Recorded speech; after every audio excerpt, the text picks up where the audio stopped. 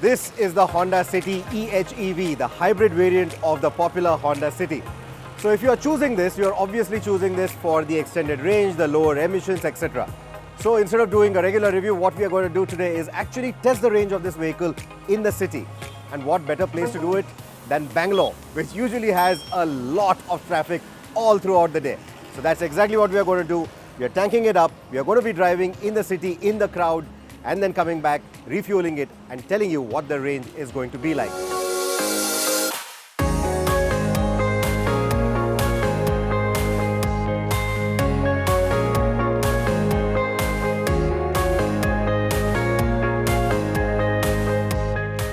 Right then, so let's get on with it.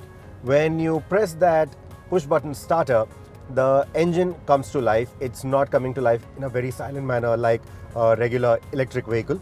This is a hybrid after all, but the engine is also coming to life. You can hear the engine.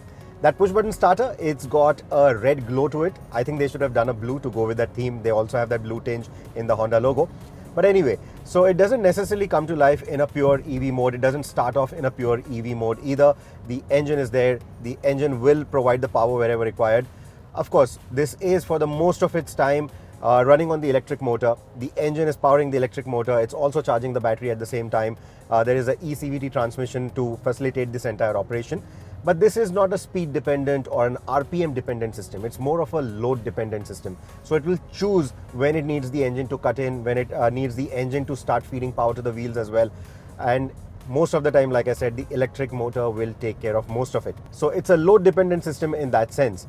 So in theory, this system can work as a series hybrid or a parallel hybrid system depending on the driving conditions. So in simple words, there's an electric motor generator that will help charge the batteries, a second electric motor that powers the wheels for most of the time, and a petrol motor that mostly does the work of powering the motor generator and charging the batteries and only sends power to the wheels when the system thinks it is required. To that effect, there is no switch, there is no mode where you can go into a battery only mode or a hybrid only mode or an engine only mode. Don't expect any VTech kicked in your moments because, come on, let's face it, you are essentially buying this car for the longer range, for the reduced emissions, etc. So that is clearly the priority even in terms of the engineering. So yes, this is still the VTech motor, it's still a 1.5 VTech, but it's running the more conservative Atkinson cycle. Now Atkinson cycles usually have a weak low-end response, but that of course is taken care of by the hybrid system. The low end is taken care of by the battery, the electric motor, so you get that instantaneous torque, you get that instantaneous pulling capacity whenever you need. So it just negates the ill effects of the Atkinson motor. But like I said, there's going to be no VTech kicked in yo. There is going to be no surge of power. Everything feels nice and linear. But when you're out on the highway, maybe when you're at higher speeds, when the engine does kick in, it also has a single ratio, a fixed ratio gear, one gear that will be engaged for the engine powering the wheels, and it will stick to that ratio. Now this ratio is designed in a way that it maximizes fuel economy. So what you're essentially getting is the advantage of a battery electric vehicle, which gives you that instantaneous low end. At the same time, because there's an engine, it also lets you get up to higher triple digit speeds without really compromising much on the range. So it's a best of both the worlds, and that is why I think hybrids are still very relevant. The engine is also designed to emulate the sounds of revving and gear shifting to give the driver a more natural driving feel, though you are never really shifting gears. Similarly, going pedal to the metal will also see the power display racing to its extreme end, and the engine will rev to what sounds like a red line, though it is never really over revving. 0 to 100 is around 10 seconds, and roll-on acceleration figures of 30 to 50 and 80 to 100 are around 2 seconds. More on that with a road test. But it tells you that the Honda City Hybrid is a fairly quick car, and overtakes don't need any planning at all without compromising on the range. Compared to the regular Honda City, you get an analog speedometer and you get a 7-inch display right in the instrumentation. That display essentially lets you cycle through different views, and one of those views, the power view, will essentially tell you when the engine is coming on, when the battery is providing power, when the battery is being recharged. So all these animations will tell you exactly how the powertrain is performing. And the thing I told you about the single gear cruising that you get from the engine when the engine is powering the wheels, you get the symbol of a cog on that particular animation. So essentially, this system is theoretically different in some ways than the system employed by someone like Toyota. Not only in their Camry, but also in their upcoming hybrid vehicle, the strong hybrid vehicle that they are co-developing with Maruti Suzuki. In terms of the gearbox, don't let that eCVT word on the brochure fool you. It doesn't feel like a rubber band effect or even a torque converter for that matter, because it's the electric motor that is doing most of the driving at certain speeds like these or certain load conditions like these. The torque delivery is instantaneous. So overtakes don't need any planning. Just step on the throttle and the vehicle will make rapid progress, just the way a regular battery electric vehicle would. On the gear selector, there are two drive modes. There is the D, which is the regular drive mode, and then there is the B. Now, B is not a pure battery mode. That is what a lot of people think out there. It's not. B stands for the brake mode. Now, brake mode essentially means that it will replicate the effects of engine braking. Like I said, there is no proper gearbox when the engine is powering the wheels. So there's no engine braking as such, but the brake mode will replicate the effects of engine braking. So essentially, when you're driving on the highway, or if you're say driving in a slightly more enthusiastic manner, or maybe if you're driving around winding roads and you want the effects of engine braking, the B mode is what you want. When you're cruising on the highway, the D mode is better, the drive mode is better, because it allows you to coast as well. And then you have the paddle shifters. Now these paddle shifters, like in electric vehicles, will let you change the level of regenerative braking that you want. So there are 4 modes. There's D, which is coasting, then there is the D, 1, 2 and 3. These modes will define how mild or aggressive you want the regenerative braking forces. These modes are temporary in the D mode though, and will go back to the default coasting mode within moments of driving. It is the B mode in which you can lock the level of regen to 1, 2 or 3. What about single pedal driving though? Bumper to bumper traffic may not be possible, but slow moving traffic like I am in right now, it is still possible. You engage the D3 mode and the regenerative braking becomes stronger, and that is where you can sort of control the pace of the car purely with the accelerator, but it will not come to a complete halt, which is why in bumper to bumper traffic you may not really have single pedal driving, but in slow moving traffic you can still somehow manage it. But it's not as effective as we've seen in proper electric vehicles, some of which allow you to come to a complete halt as well. So when you are at a red light like this, there is the automated start-stop as well. It will kill the engine, but there is an auxiliary system that will keep running your air conditioning for you. So that's a very good thing, especially in places like these where you'll have to come to a halt every now and then. Despite the engine going off, you still have your air conditioning working, so the cabin still remains pleasant. And once you step on the throttle again, even if it's a minute throttle input, the system will come on. It will start off with the battery, and then the engine will cut in again whenever required. Like I said, it's a load-based system. Speaking of the braking, despite the regenerative braking and the physical brakes being married together, the feel is very natural. And it's only when the system thinks that the friction brakes need to be applied, only then they will come into play. Otherwise, it's the electric system that is taking care of most of the slowing down process.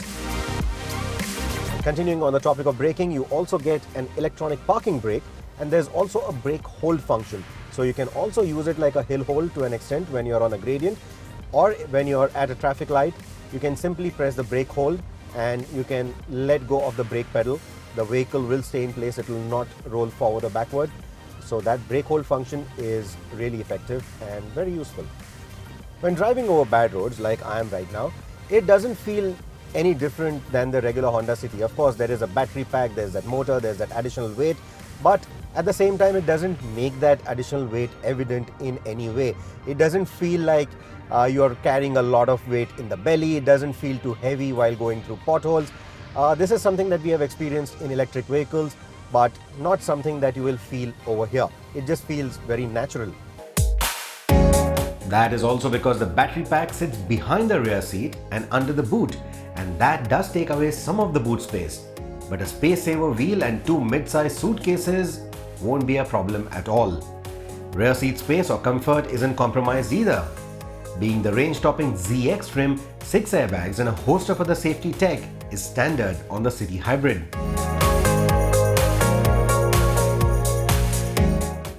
So in this unit right here, you get a forward-facing camera and a radar system which enables ADAS functions for this car. So you get adaptive cruise control, which is enabled using the cruise control switchgear on the steering wheel. It will also let you set what kind of distance you want. This is adaptive cruise control, of course. We've seen it in the past with other vehicles. So essentially what it means is, irrespective of what speed you set for the cruise control, if the vehicle in front of you slows down, this will automatically slow down. If any vehicle also cuts into your lane, then again, depending on the speed of that vehicle, it will again adapt, slow down, and then when that vehicle gets out and you have a clear road in front of you, it will again accelerate and come back to the set speed. Similarly, you have lane keep assist as well, and also what Honda likes to call the road departure mitigation system, RDMS. So essentially what they're saying is, even if there are no lane markings, it will detect the shoulders of the road or the limit of the road and then ensure that you stay within that limit. If you start drifting away, it will try to bring you back in with gentle steering inputs. Now, honestly, it's not worked too well here, at least. We've tried it both in the city, on the outskirts as well. On the highway with clear lane markings, it works quite well. Even with broken lane markings, the lane keep assist works quite well, but the RDMS on some of the B roads hasn't really worked too well. It is intended for roads like that, but for us it hasn't in fact worked. It's actually given us an error most of the times, saying that RDMS has been disabled temporarily, and that's repetitively happening. So I've not seen the RDMS work too well, but the lane keep assist, at least on roads like these where the lane markings are at least barely visible, it's working quite well. You also have the forward collision warning with brake assist. So essentially, if there is an impending collision, it will give you full braking force even if you were to gently press the brake pedal. Of course, it depends on the distance between you and the obstruction in front of you. It could be a vehicle, it could be a bicyclist, it could be a pedestrian. It is designed to detect all of this. Hopefully cows as well. But yeah, that function is working quite well. And unlike some of the luxury cars in which we have seen this function, it's not too unnerving. On some of the luxury cars, it's so aggressive that it becomes unnerving. Here it's nice and gentle, even at the final limit where it's giving you almost full braking pressure for a gentle press of the brake pedal. It's not unnerving at all. So I like how this system has been designed. Similarly, lane keep assist is not too aggressive. It very gently brings you back in. The steering inputs are quite gentle as well. But if there is a big curve in the road, that it can't really mitigate. You will have to take full control of the steering wheel properly. That assistant will not really work that well. But of course, it is an assist. It's not automated driving. So it does work quite well. I'm glad that Honda has now brought this system to India, and they are saying that they will look at standardizing this system across all their models going forward. So let's hope even the smaller vehicles get that. And the beep that you're getting right now is essentially the vehicle that is in front of me is driving in and out of the lane, and it's sort of constantly warning me that I need to be alert. So essentially, this car gives you two very important things over the regular internal combustion engine Honda Cities. One is the hybrid powertrain, and two is the sensing forward-facing camera and radar system. So these two, I think, are two expensive systems. So my estimate is that Honda will charge about 19 lakh rupees ex-showroom for this car. It's only available in one trim, which is a ZX. So that pricing will certainly make it more expensive than the already expensive 1.5 DSG variant of the Slavia. But if you were to look at it from the perspective of range and emissions, I think this one just nails it, because the biggest complaint for the Slavia or even the Virtus is the presence of petrol-only options. There are no diesel options, so fuel economy is one of the biggest complaints there. And then the range obviously is going to matter. It's going to pinch with the current fuel costs. And if you want more practicality than something like the Honda City diesel or the diesel variants of other competition, then again the hybrid makes a lot of sense. Of course, it's not going to come cheap. Like I said, 19 lakh rupees will make it quite a stretch for a lot of people. In a dying segment that a sedan is right now, it is quite a big ask. But then if the emissions matter to you, the range matters to you, I think you will still see a lot of value with this particular car. finally, let's just head to a fuel station and see what's the real world range we've got. And then it should help you make your calculations and make a more informed decision on whether to get this car or not. So, moment of truth. We have consumed about 2.85 liters of fuel. We did about 56 kilometers. So that figure is 19.64. So this figure is with all the traffic jams, the long red lights, all the bumper to bumper traffic. 19.64 from a petrol car. You get the point. This calculation is really good. It's all thanks to hybrid. That figure of over 19 kilometers to a litre is despite the traffic jams, city congestion and running the AC on full blast. It's phenomenal.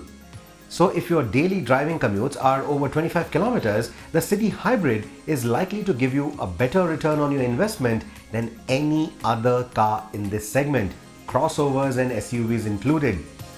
If Honda does price it around the 19 lakh rupee mark like I estimated, this would be the urban runabout that I would recommend for this space. So now can we also have the Jazz Hybrid please, Honda?